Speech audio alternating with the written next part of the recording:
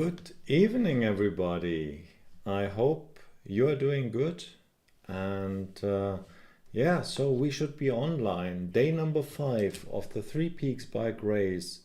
And what an incredible day. So uh, I don't know how you guys get this today, but I was super excited. Unfortunately, I had to go to the office and work a bit, but I tried to save every minute that I had to follow the race, and it was really an exciting day.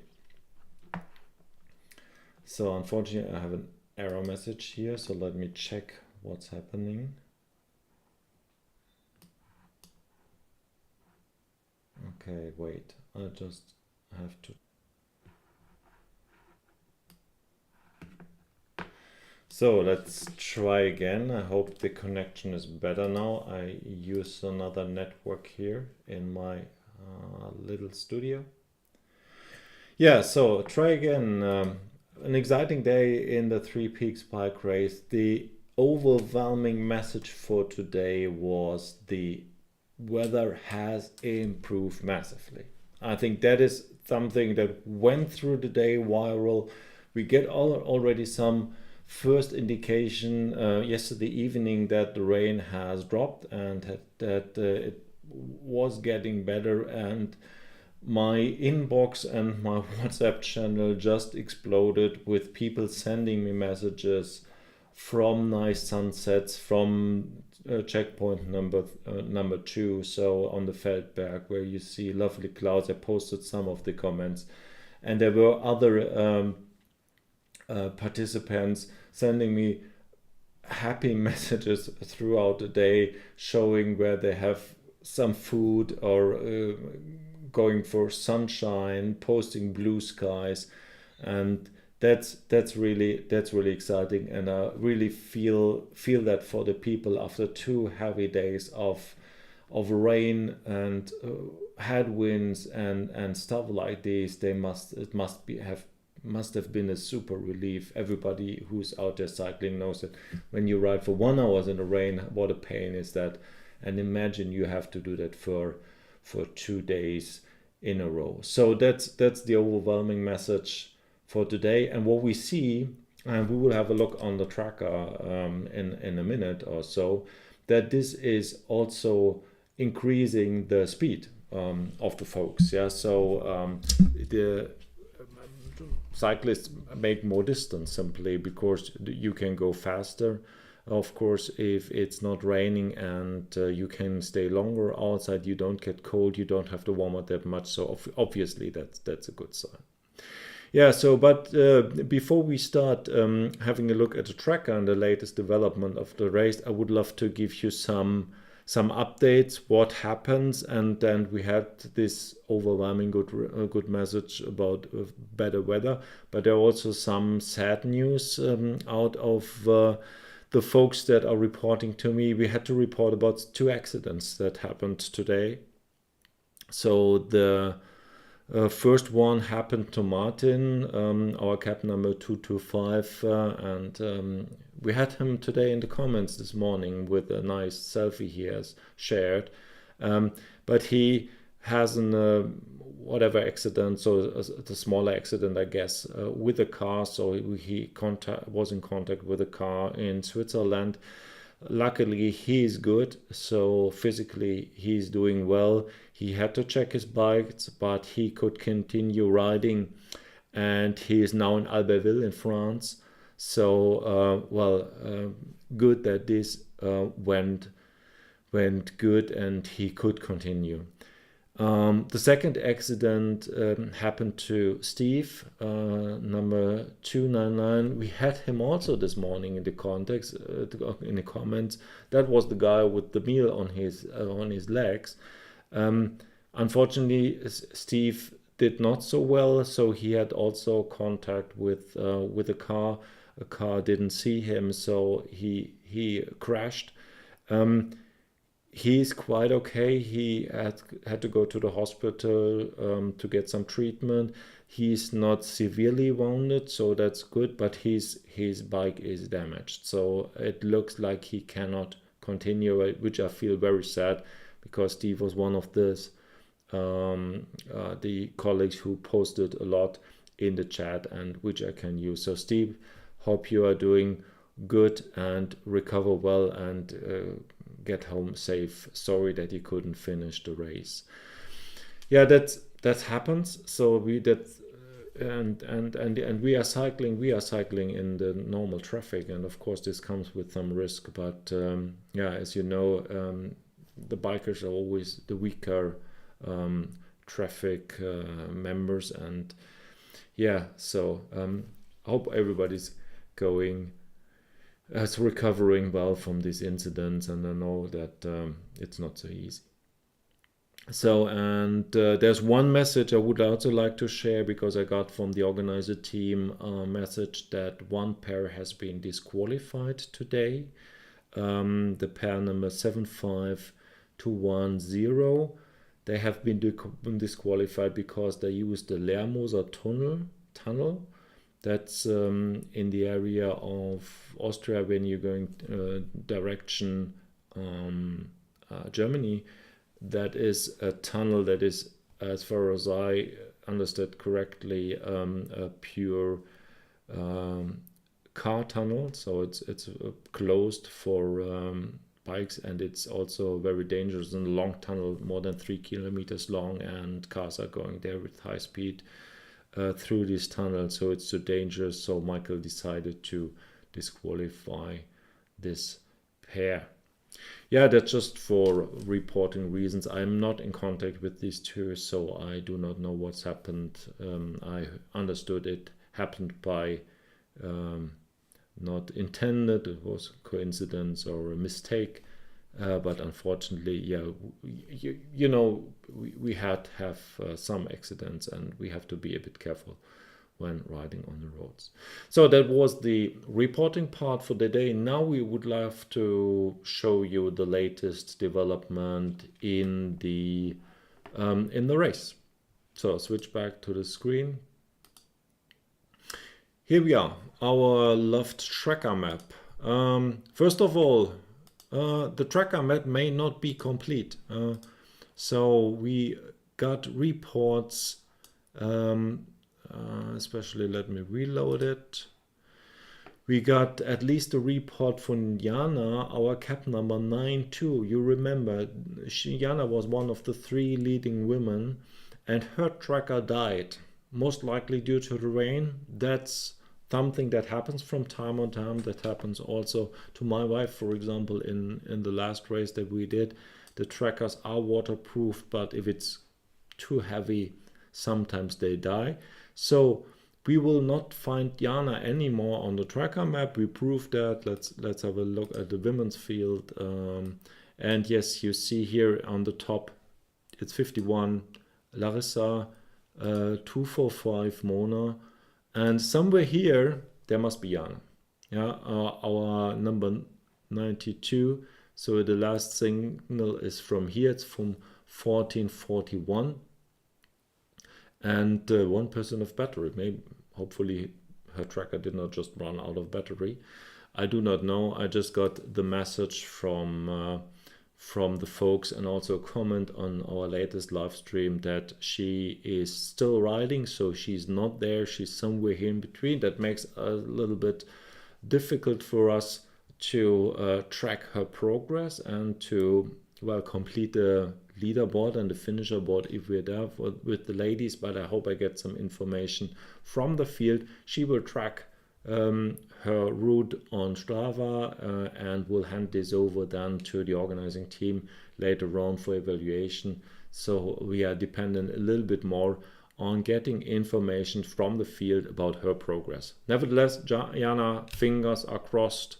Do your job. We will find out later how good you are doing and what you achieve.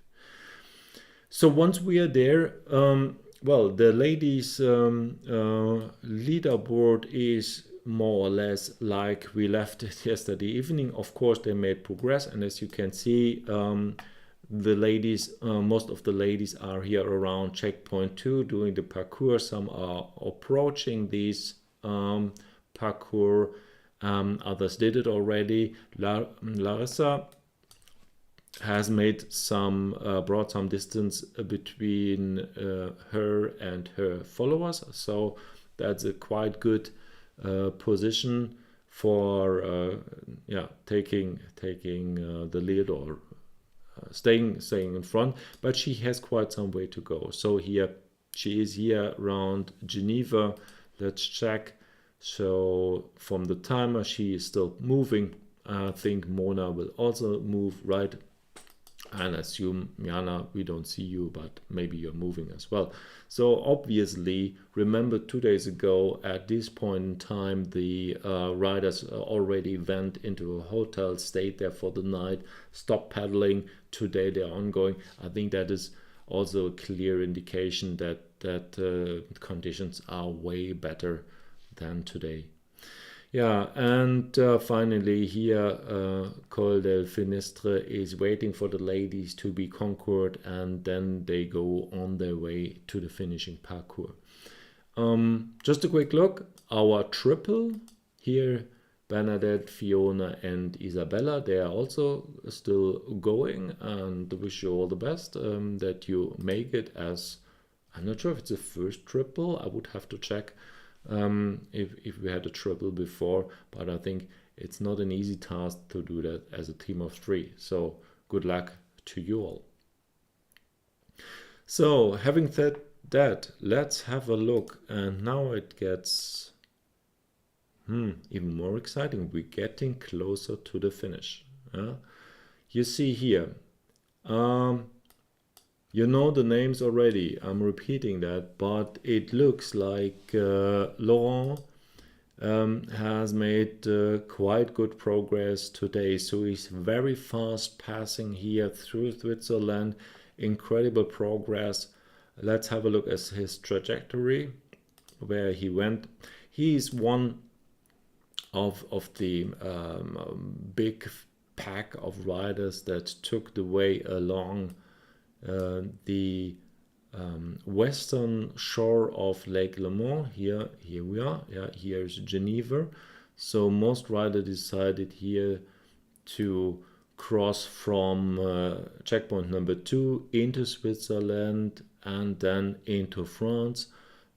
Take the flatter route. Perhaps it's a bit longer, but flat, not fully flat, but flatter, and are now here again, crossing shortly into Italy, doing the parcours number 3, and then going back into France, heading towards the finish parcours. So let's zoom in. We have now 5 male cyclists who has completed the course, and the names are the ones that we have heard already quite long ago. We have Niels. Niels, by the way, is the winner of this year's Mittelgebirge Classic, an ultra cycling race here in Germany and France, where you cross over from Germany into France and back. A lot of climbing, so he must like climbing. Laurent also did some second and third places in races. I think he was second in the 2 Volcano sprint last year and third in the unknown race, as far as I recall. I will double check again and post it in the comments. So he's also quite experienced ultra cyclist. And in third is, Bernhard. Bernhard is a veteran of the Three Peaks bike race. I just checked today the data, and he has came in second on the Three Peaks bike race in 21, 22 and 23. So 3 times second placed this year. You never know, of course, but it will be hard to come in second, and it will be harder to come in first as well. And he's followed now quite closely by Robert. Robert has made good progress. He was not in the top 5 for a while and is now 4th. So good done, good job, Robert. Maybe he has just used his force wisely and is now progressing through the field. And here we have number 286, Simon who is in the top 5 for quite a while now. Yeah, so that's the top 5 field. It's not so much distance to go anymore. I just checked. We have from Sisteron, where Laurent will soon be, to Puy-Moisson, here where the Finnish parcours start. That's only some, I'm not sure, some 60 kilometers or so, 50 to 60 kilometers, not that far away. And then we have the final parcours, which has 200k plus 4,000 meters of elevation. Compared to last year's Finnish parcours, that's way shorter. If you remember, last year we had a massive finishing parcours that the riders have to follow. So I expect, if he can push through the night, and he's willing to push through the night, we should see him in Nice already today around noon. I'm not sure if he can do, or he wants to stop, or has to stop for a couple of hours. Then it may be later, but I expect to see the winner tomorrow in noon or in the late afternoon in Nice. If possible, I will go online quickly. I'm not sure. Again, I have to work tomorrow, so it may happen that I cannot go online, but I will try and to bring this moment live with you and share this moment with you. That would be nice. But have a look at your YouTube, and then you see if we go online. Routing choices, that's again a bigger thing. You know, the discussions about the route that people took from checkpoint number 1 and checkpoint number 2. And finally, I get a message from one of those who took the southern route via South Tyrol. Let me just have a second if I can find this message quickly. No, not yet. Sorry, guy, I've forgotten who that was, but I simply got the message. He took the route because it is the most scenic route, or he believed at least that's the most scenic route. So the guess that was quite obvious that it's not the question of is it the best route to go, but more the question of is it the loveliest route to go. Maybe you have the same situation here, so you can see we have here 3 different routing choices to reach from CP2 to CP3. So we have a modification, I would say, of the French route, where people not go west of Lac Léman but east, and cross, then move their way through the valleys, and Val d'Aosta. I would assume this is more climbing going that route here, but again, maybe the nicer route. Yeah, so if if you were at that race, you love climbing anyhow, so otherwise you would not be there. So would be interesting to see who would say it's Roman or Lucas who have made the decision to go there. And let's check number 88, Bertrand. So he has taken also that route and is now in the area of Torino and will go from there to checkpoint number 3. But we will have also a more exotic routing choice. Yeah, that is Jan. Jan has taken a route going completely different. So he's decided from southern Germany to go eastbound and cross central Switzerland. Yeah, you see here that's classical central Switzerland, where you go through here and then cross again into Italy along the Lago Maggiore, and then return back, or not return back, the parcours is actually in Italy, so he stays in Italy will go here, and yeah, then check the parcours and head to the finish. So that are the different choices. As you can see here in the picture, it's quite obvious. The vast majority of riders take in the western route. I guess that's the best one. I didn't check that on Komoot or another tool, but that's quite obvious to see. But having the fastest route is not always the preferred choice, as you can see here. And I always salute those guys and ladies who just take the option to say, oh no, I'm doing that differently. Yeah, and I would love to make the best out of it. And yeah, so thanks for that. Thanks for spicing up the show here. And yeah, hope you enjoyed your ride and do not regret your choice. That's it. So we have a lost pair here. Let's check what those guys are doing. Well, I have to deactivate here these routes so we can see better what they're doing. So what happened here? There's another route. Deactivate. So those two, who are there? Mark and Stefan.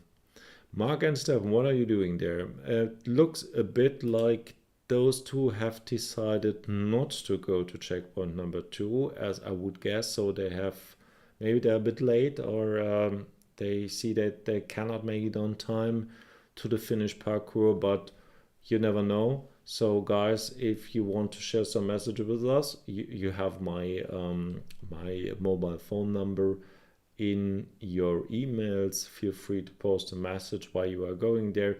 If you don't want to race, why not? Yeah, I would recommend to go to Nice. There will be a cool finishing party in Nice. I had the opportunity last year to be in Nice, and I stayed there a couple of days, and the finish party was gorgeous. I will share some insights from last year, how it looked like, and so that may motivate some of you to apply for the rest themselves. But we are not yet there. So we don't have a finisher part yet because we don't have a finisher, but we had some exciting updates for today. I hope you enjoyed it again, and cannot wait to see people moving up there. So you see the battle on the front is not that close anymore. It had been much closer. It looks that Laurent has the best cards for now to make it first into Nice, but Niels is also super strong, so I would not decide too early. Quickly something may happen. You remember the 2 accidents we had. I do not wish anybody an accident, of course, but it's also a question not to overdo it, yeah, because if your concentration vanishes, if you have to descend, and there will be a lot of descents here, if you're too tired on the descent, this may go bad. If you miss a corner, that could not be good. So I hope nobody overdoes it. Take your rest, take your sleep, and it's not worth it. You cannot win anything there, as it's written on the homepage. No prize money. Yeah, so it's just for honor, and it's just for our fun, and I hope you guys had fun and enjoyed it. Tomorrow I will most likely be online at the finishing time if possible. And the regular update will be again tomorrow in the evening around 8 o'clock. So I will be home earlier and I can broadcast at prime time. So the link will be in the Dotwatcher comments again. And thanks for sharing. And I will post you more updates tomorrow. So have a good night. Have a good night's sleep. Stay safe and stay tuned for more updates. See you tomorrow. Bye bye.